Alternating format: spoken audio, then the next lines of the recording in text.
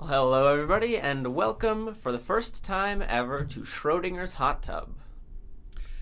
This is a little nerve-wracking. A little nerve-wracking, yeah. Nervous. I feel that, you know.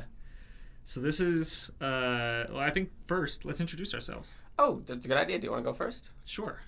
So I am Miles Alden.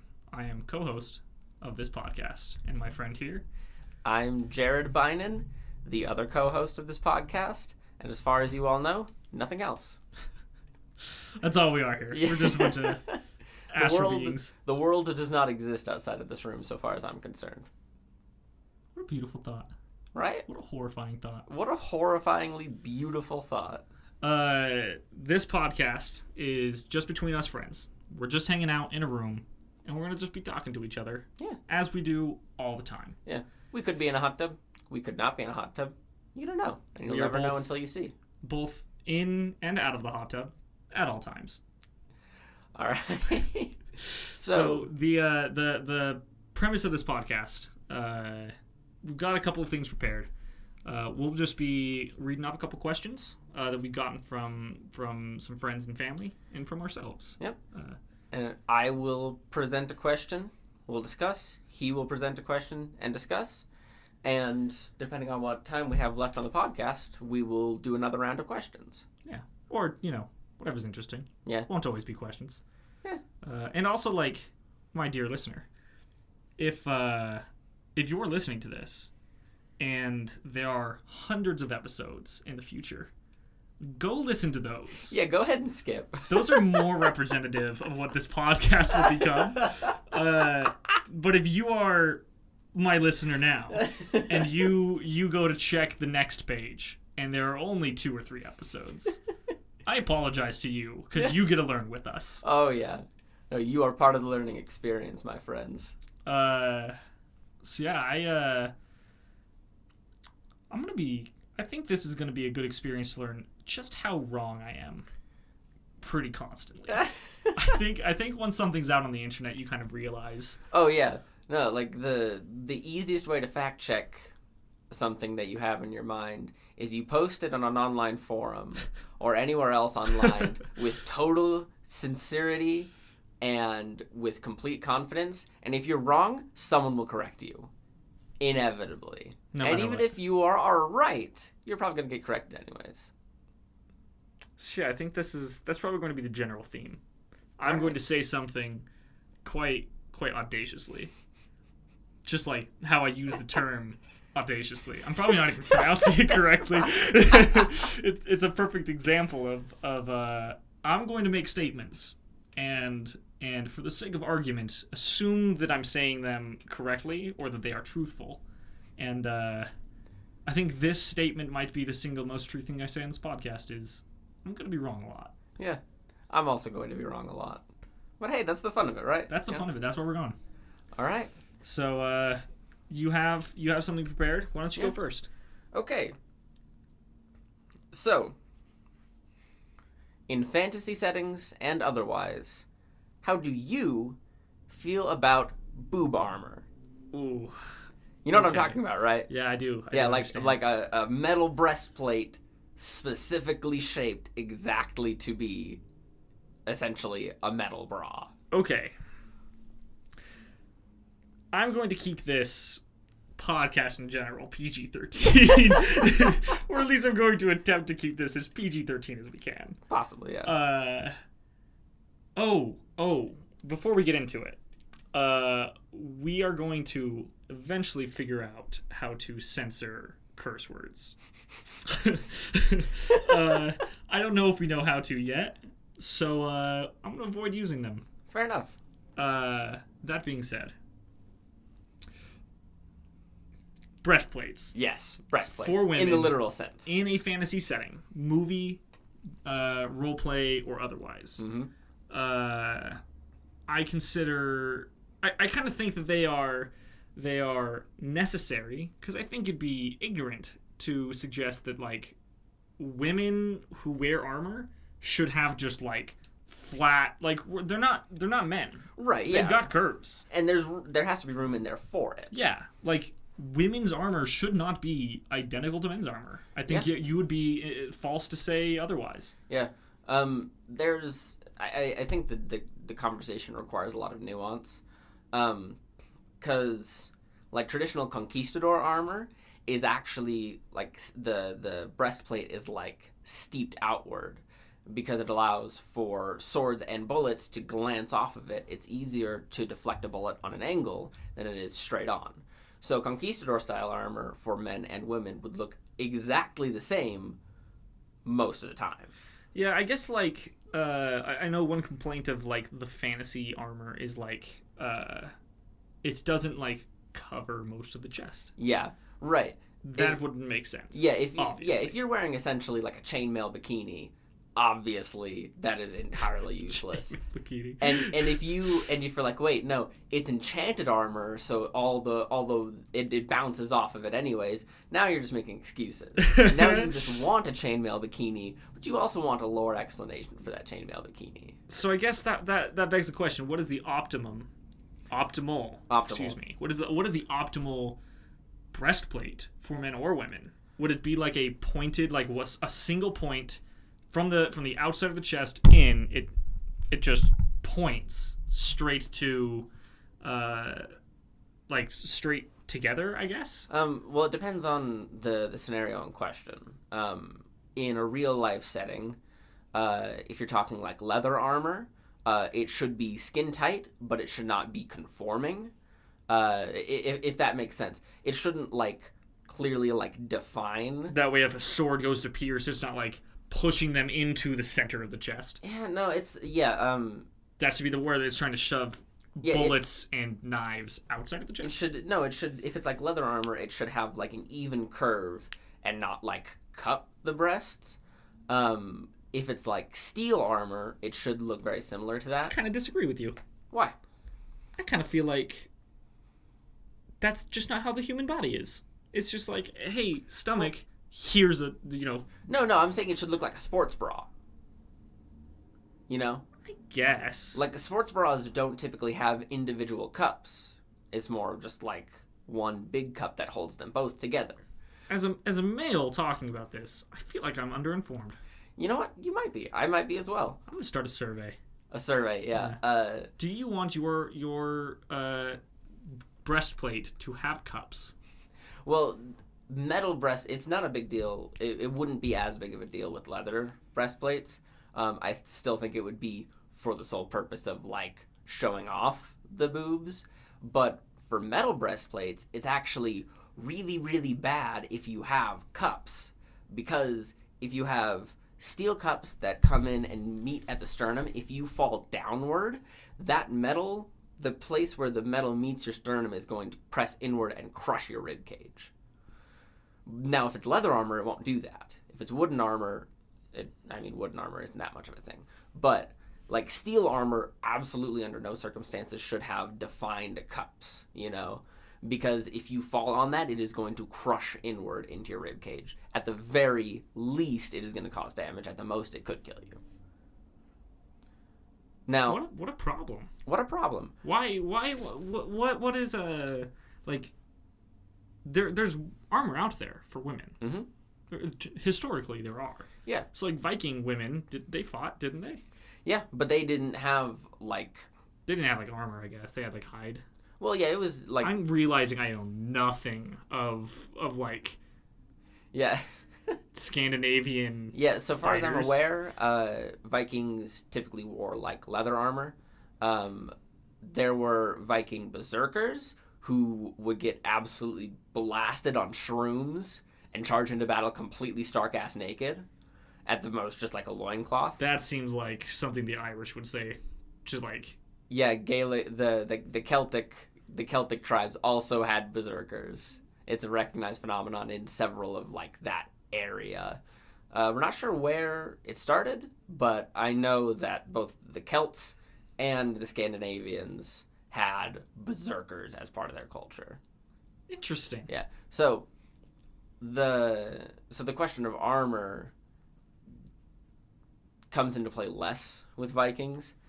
But there were like, Viking groups Romans women didn't fighters. have like women fighters, did they? I don't believe so.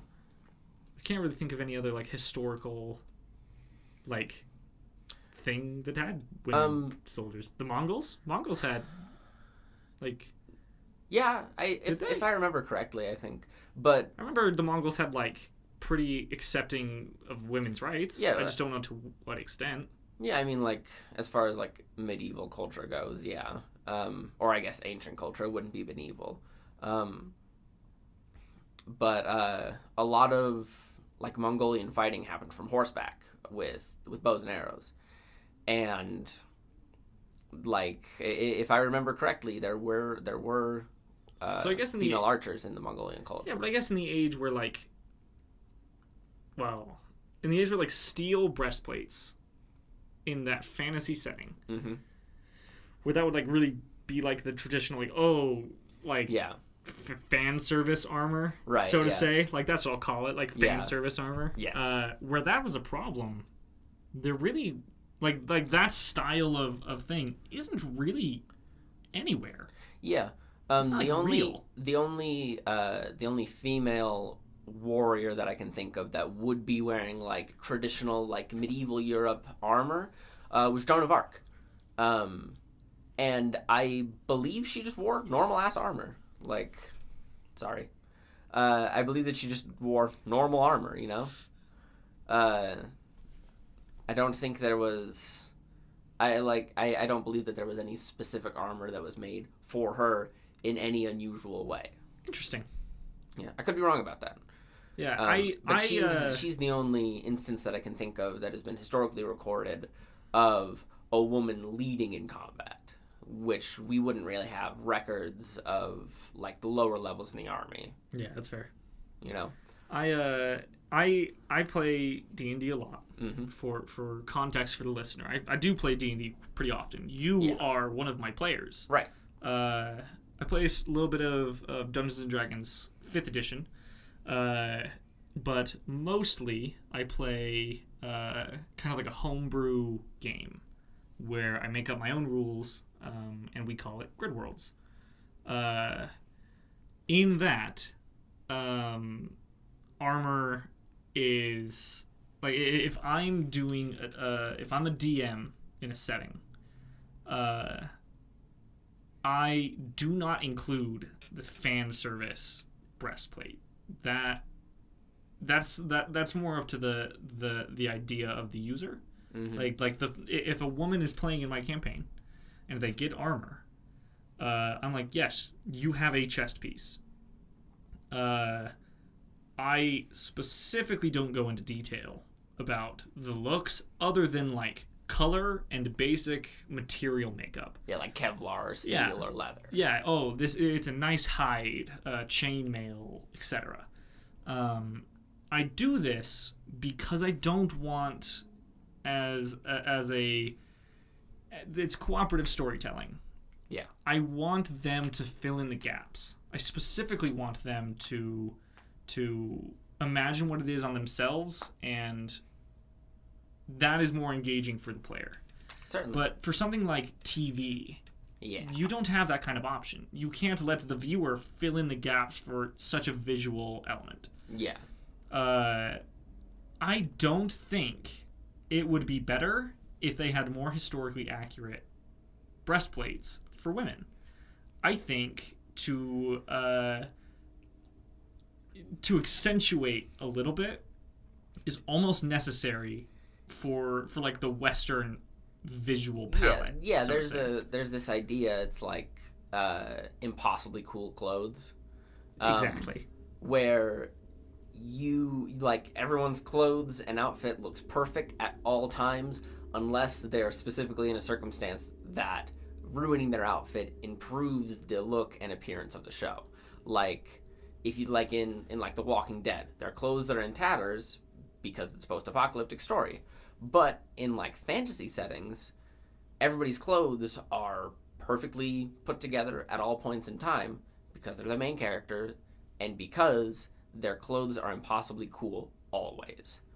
I think that quote accentuating the female figure in like fantasy armor is not necessarily a bad thing until it becomes clear that it would be inhibiting to like the actual function of the armor. Like one thing that I've seen all over the place recently, in The Mandalorian, the Disney Plus show, they meet some other Mandalorians who are women, and they have form-fitting armor that has like very fitted to the chest, but clearly defined like breastplates. You can tell they're women. Yes, like it's like very form-fitting armor. They have like the chest plate has two very clearly defined like pectoral plates, and it looks that way on men too. And it's like very form-fitting, and I've seen a lot of people complaining about it, and I've also seen a lot of people counter-complaining about it. And in this specific instance, I am on the side of the people who are saying it is not a problem, because the armor in question is made out of, I believe it's called Beskar or Beskar steel, which is near indestructible, can block lightsabers and blasters, and most importantly, is extremely expensive. So conserving material by making it skin tight is advantageous, and the fact that it is so durable and so good at reflecting lightsabers and blasters makes it so that armor is both highly functional and makes lore sense. And it doesn't feel like the enchanted chainmail bikini. It feels like this is the armor, and because of the material it's made of, and because of the world it is set in, it makes sense. And it's not extravagant either. Like the chest plate is still very like, I suppose like it close depends. to the body. I think it depends on what you're using it for. Like is it important in the story for you to be able to differentiate between men and women? True. In The Mandalorian, no. The Mandalorian culture is very. Do you think it was important? On... Do you think it was important that they like the viewer knew that women Mandalorian fighters? I'm assuming it's a fighter. Yes. Because it's Star Wars. Yeah, the Mandalorians are specifically like warriors. Okay, so is it important to the viewer that they know there are both men and women warriors? Not necessarily. The character in question takes her helmet off, and it is very clear that she's a woman. She also appears in an earlier series, I believe it was the Clone Wars. But the like Mandalorian sect that the subject of the show, the Mandalorian, the Mandalorian sect that he comes from is actually run by a woman.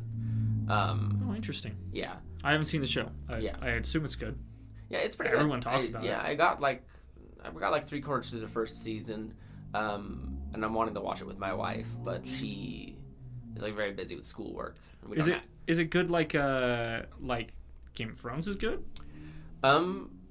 It's good like Game of Thrones is good. Yeah.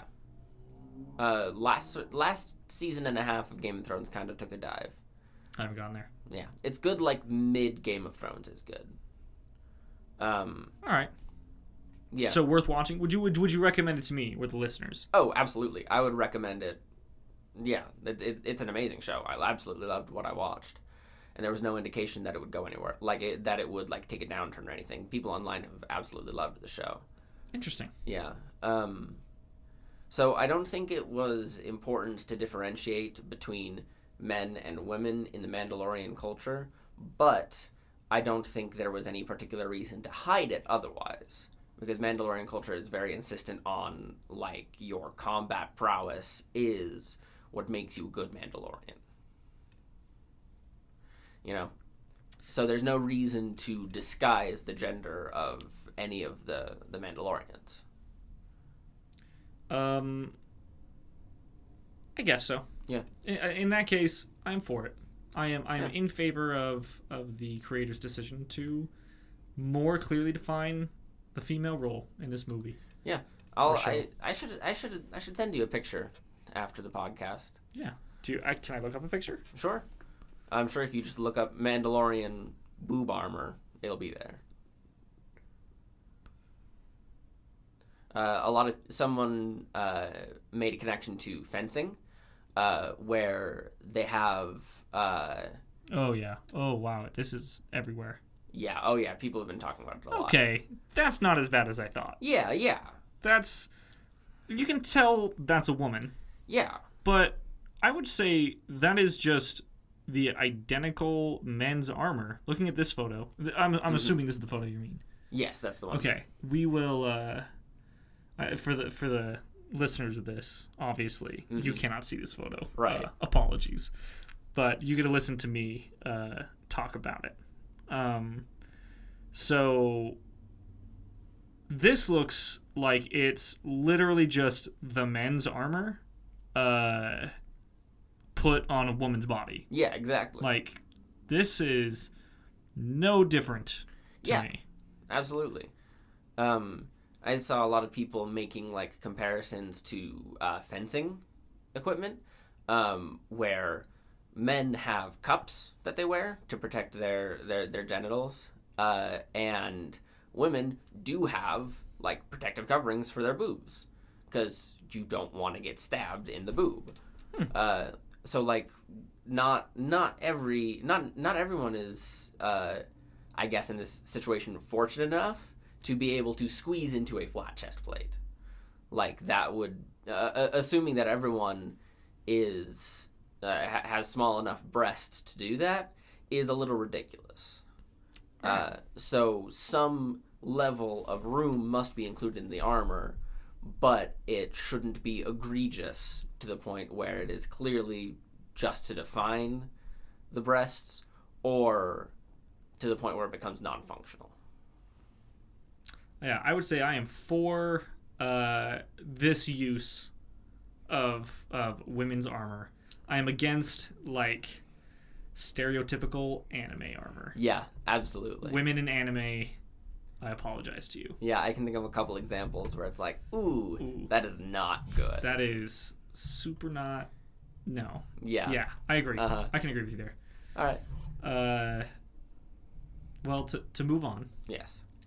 My question to you. All right. What is it that you value and are hoping to gain from an entertainment format? Whether it be TV show, movie, video game, or podcast. What I'm trying to get out of my entertainment. Correct. Primarily entertainment. But he's cracked the code. It's too good. He's done it. Yeah. Sorry. Yeah, I'm looking for something that's gonna stick in my mind, and sometimes I'm not sure what that's gonna be until I'm halfway through it. What do you mean by sticking your mind? Like something that moves you emotionally, something that's like something that changes the way you look at the world, or something that's just perplexing? It doesn't have to be perplexing or world changing.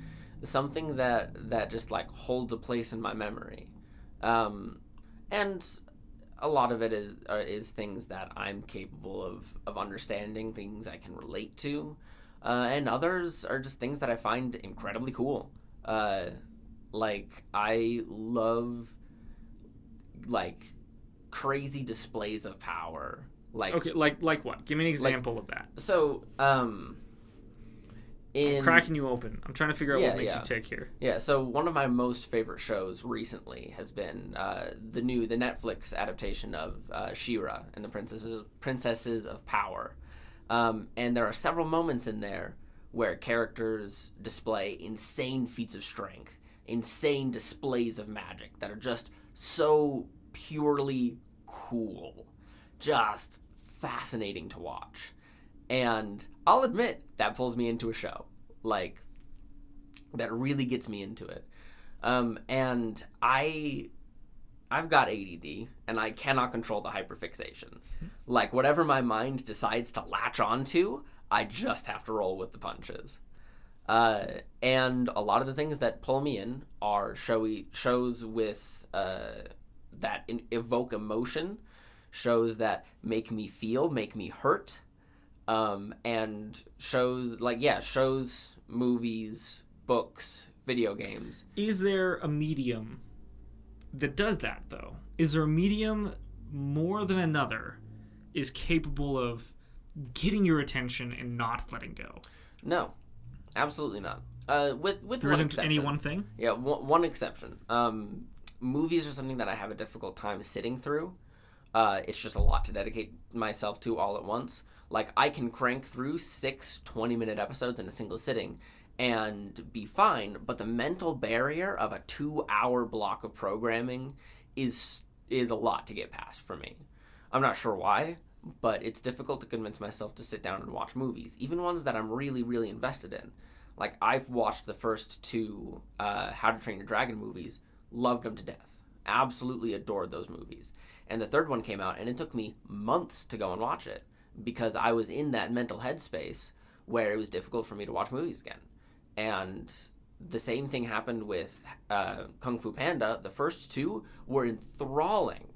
And then the last one came out, and I haven't even watched it yet because it is so difficult for me to convince myself to sit down and watch a 2-hour chunk of media.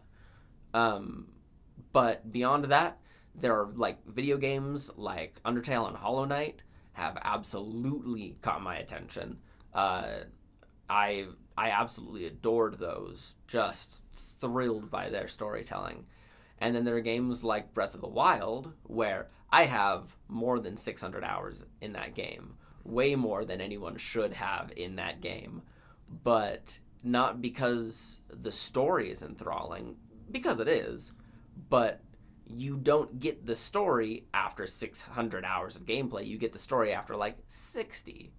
So I'm just playing that because my brain has decided that it's entertaining. So why is it that you're able to sit down and play 600 hours? I'm assuming at least 2 hours at once, sometimes. Oh, easily, okay. How is it that you were able to just stumble into that? But not a 2-hour movie. Is it because the 2-hour movie is asking too much of you? Is it saying, hey, this, in order to enjoy this to its fullest, you have to be paying attention the whole time? Whereas the video game is more like, hey, we're just playing. It's more casual. Yeah. Is the more casual format what does it for you? Yeah, it's the dedication. It's like signing a contract for the next 2 hours. This is going to be your life. It's entirely a mental thing. It's something that's really difficult to get past. I am not entirely sure why. But my current working theory is I can watch a 20-minute episode completely fine. Now, I have completed that 20-minute contract, and I can just grab another one. And Breath of the Wild is even worse, because you can save literally anywhere. Like, you can start up a game, walk 10 feet, save it, and you will save you at that 10-foot mark. Or you can start up a game, play for 6 hours, save it, and it'll save you there. So it's closer to the ability to not have to pay attention at the end. Yeah. That's what's doing it. Yeah. That's what's keeping you engaged, is the fact that you can leave whenever you want. Yeah, the fact that I am totally allowed and able to bail at any moment in time makes it so that I can bail at any time or stay in for as long as I want. But doesn't that, like, ruin the flow of your gameplay if you are able to leave at any time? There aren't, like, set checkpoints. Like, some games do, but Breath of the Wild has a save feature where you can just go anywhere and save, like you said, 10 feet later. Yeah. Can't that break up the flow? Doesn't that, like... It's not as the game designers... Obviously, it's how they intended it, but... Right. Yeah, the game isn't intended to be experienced in 10-foot stretches. I get the feeling that if I had a hard time remembering what happened in the game before I paused it, or if what happened in the game before I paused it was integral to what happens next in the game, then possibly. But I have a really, really sharp memory for some things, and the things that I have a hyperfixation for fall into that category. Like, I have an extremely sharp memory of what happened last time I played Breath of the Wild and what I'm doing the next time I play Breath of the Wild. And I can watch, say, a show, put it down for several months, and remember exactly what was happening when I pick it up again. That break in time does not affect me. But that doesn't happen for movies. It doesn't happen for movies. Is movies, like, the specific area that you have trouble with this for? Absolutely, yeah. Weird. Long format TV shows do too. Part of the reason why I haven't gotten back to The Mandalorian yet is because each episode is about an hour long, and that's too much. It's hard. It's difficult to get through the whole thing. I find when shows breach like the half hour runtime, that's when it starts to get difficult to sit down and watch the whole thing.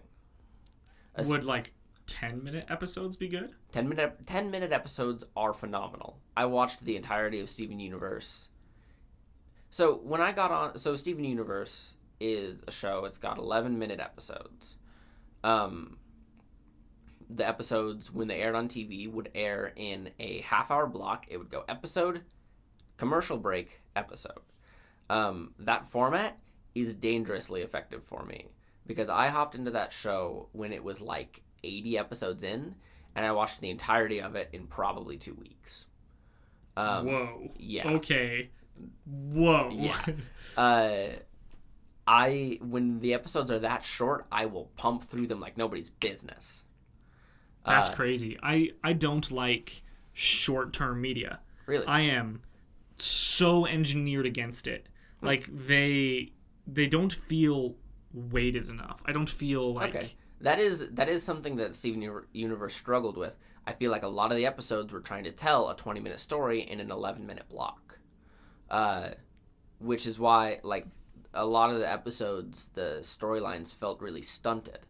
Now, the finale of the show was 4 episodes that all strung together to create the exact same story, and it felt like they were telling a 45-minute story in a 45-minute episode, and it was phenomenal.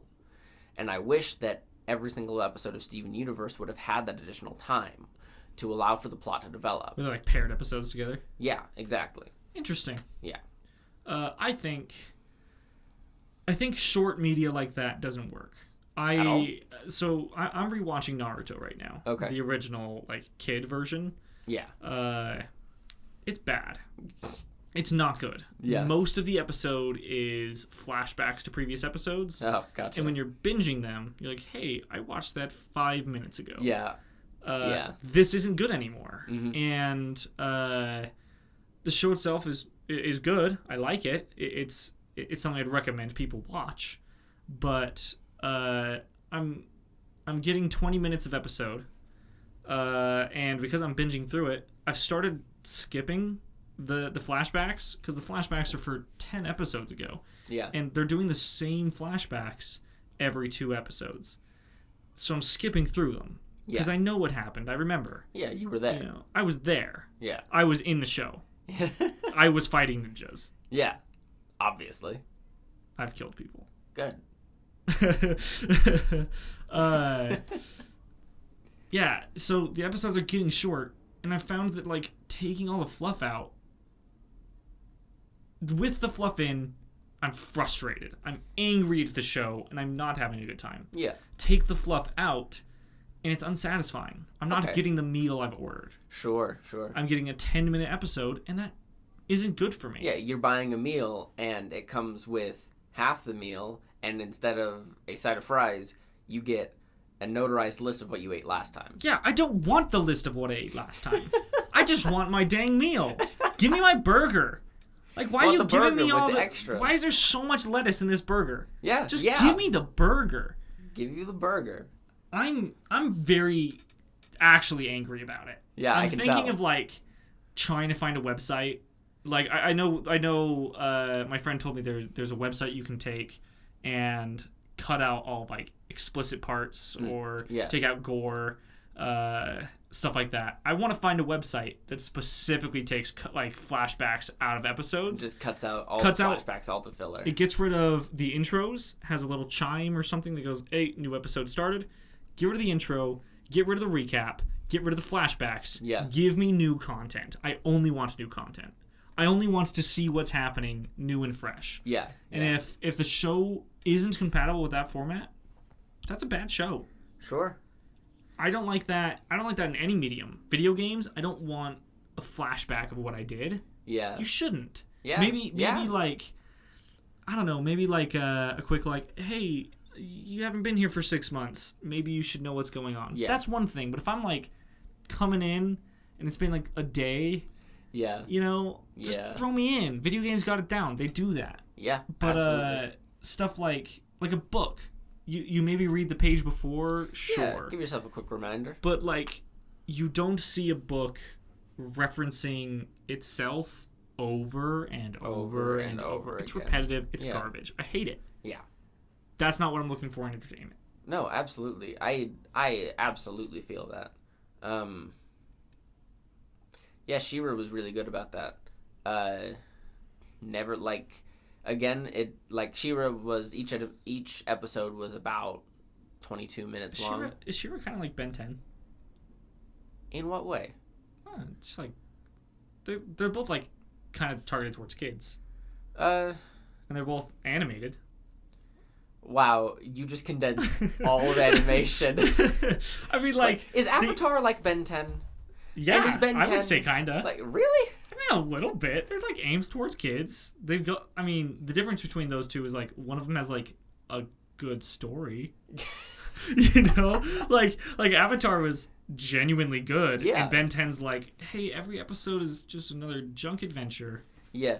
No, I remember Ben 10 getting good towards the end, but also I was a child. Yeah. No, like that's like animation is too often clumped into the exact same category.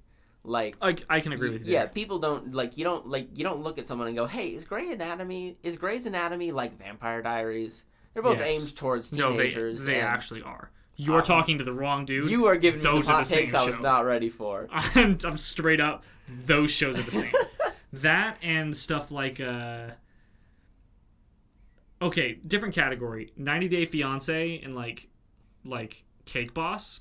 Those are the same show. Whoa. They are the same. I think you're wrong. Those two things are identical to me. They're the same genre, maybe. Like, it's reality TV. Yeah. All reality TV is the same. All right. All reality TV. Like, I'm saying universally. You know how people, like, look at, like, anime? Yeah. They're like, oh, yes. Cartoons. Yeah.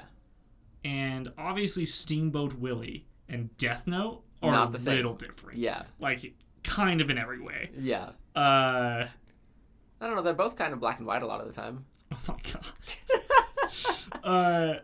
I think saying like Avatar. Yeah. And saying like anime. I think those should be in different categories. Yeah. But I'm saying they're both under the animation banner. Right. There are subsections of animation. Right. What I'm saying is people treat the animation banner as the entire genre, and they shouldn't. Like, you cannot look me in the eye and tell me that like Death Note is the same as like Ouran High School Host Club. Two entirely different. I might. You're wrong. You're wrong. You're just wrong. I think you can branch if you're gonna get crazy specific. You don't even need to get crazy specific. Yeah, but if you do get crazy specific, okay, right. We're drawing the line somewhere. Okay. There is Western anime, so American, you know, and then there's like they call it like J anime, I think. Sure. Or something like that. Japanese animation. Yeah, Japanese anime. So it's like anime in Japan. And there's like a whole debate about this, whether or not anime is actually anime. Yeah. Only if it's made in Japan. Yeah. Is it actually anime? Yeah. People argue like, is it the style or the location of origin? Yeah. I would argue the style is what I consider anime. Yeah. Me too. So I think anime can have two subsections of in Japan, out of Japan. Yeah. That is far too broad of a subsection though. Like there are like.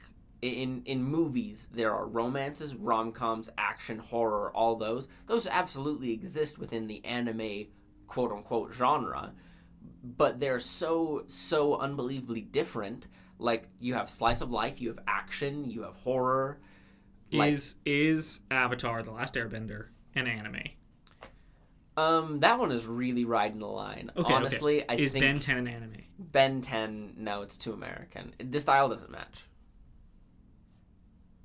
Is Dragon Ball an anime?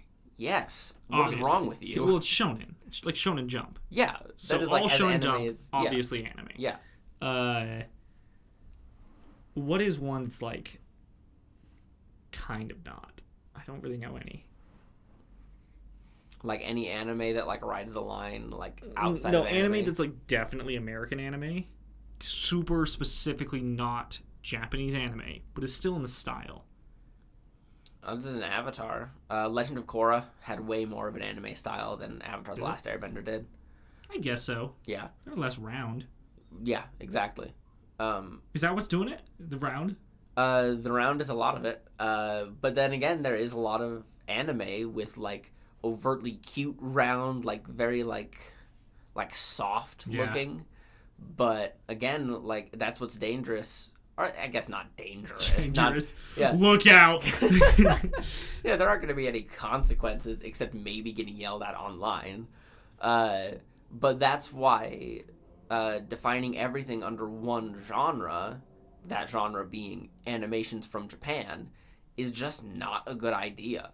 Like, you can't go to an awards show and have live action animated, and those are the only two award categories. But there are a ton of award categories under live action, like Best Rom-Com, Best Musical, Best Horror, and it is only and always only animated movies. And they do not all belong in the same genre. I agree. But also, would you rather more specific categories and titles that span multiple categories? Would you rather less categories and titles that only appear once? Like the Netflix format.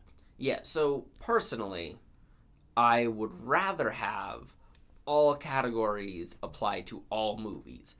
Any and all horror movies go under the horror movie category, whether they are animated or not. And any and all like romance movies go under the romance category, animated or not. But I am totally and painfully aware that the industry does not like animated movies. And if there were only categories for horror, rom-com, romance, animated movies would never win anything. So there is a need for animated horror, animated romance, animated rom-com, animated kids movie. Just like there is a need for live-action rom-com, live-action horror movie, you know? Like, there is a necessity for that separation because the industry does not like animated movies. That's a bummer. It is a bummer. And it's not just like, it's not just like award for the pizzazz of it. Like, when movies get awards, their sales go up. So, it is... Wait. What do you consider...